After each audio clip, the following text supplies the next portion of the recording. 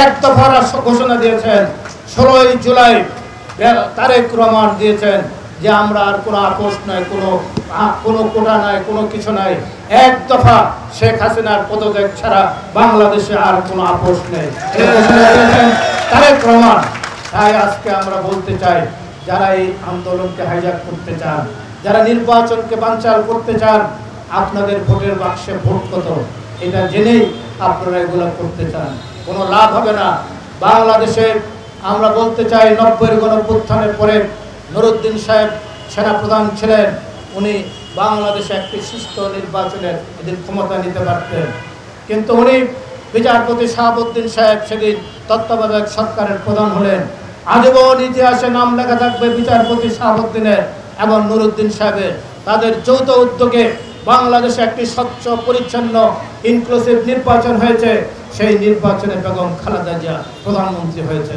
আজকেও 5ই আগস্ট ওয়াকার ইচ্ছা করলে সেনাবাহিনী ক্ষমতা নিতে পারত, শেখ হাসিনাকে পাঠিয়ে দিয়েছেন এবং সেনাবাহিনী চায় দেশে একটি সুষ্ঠু নিরপেক্ষ নির্বাচন হওয়ার জন্য।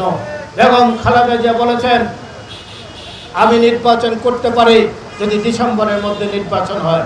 ইনশাল্লাহ বেগম খালেদা জিয়া মুখ দিয়ে যা বাইর করেন তাই দেশে বাস্তবায়িত হবে। বেগম খালেদা জিয়া ভোট করবেন এবং নিয়ে দেশে সরকার গঠন করবেন। এই এরাই ঝাঁপিয়ে পড়েছিল এই আন্দোলনে, হাসিনাকে বিদায় করেছে বুকের তাজা রক্ত দিয়ে। তাদেরকে বৈষম্য বিরোধী যে আন্দোলনের বক্তব্য আমরা দিয়েছি, সেই বৈষম্যের বিরোধী আন্দোলনের সুযোগ এই ছোট ক্ষুদ্র ব্যবসায়ী গরিব মানুষ যারা, তাদেরকে ভোগ করতে দিতে হবে। সেখানে বিএনপির নামে বিএনপির কোনো নেতা কর্মী প্রতিবন্ধকতা সৃষ্টি করলে তারেক রহমান সহ আমরা কোনোভাবে বরদাস্ত করব না। নতুন বাংলাদেশের অভ্যুত্থান ঘটেছে, এখানে থাকবে বৈষম্য বিরোধী অবস্থান।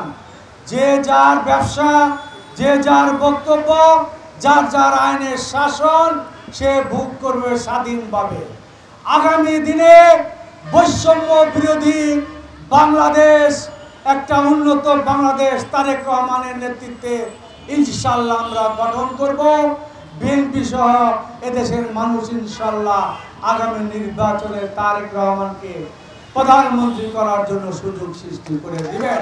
আমরা বনশ্রীতে 8টায় আন্দোলনের প্রথম শুরু করি। এখানে এসে আন্দোলনের প্রথম আমরা যখন এখানে অবস্থান নিই, আমাদের মধ্যে থেকে অনেকে নিহত, আমি সহ আমরা অর্ধশতাধিক সেদিনকার আহত হয়েছিলাম এই স্থান থেকে। তাহলে শেখ হাসিনা ওয়াজেদের মতো যারা এখনো সমাজে আছে, এই প্রেতাত্মাদের সাথে আঘাত করে আবার সমাজে তাদের দাগ দাবানোর জন্য পায়তারা করবে।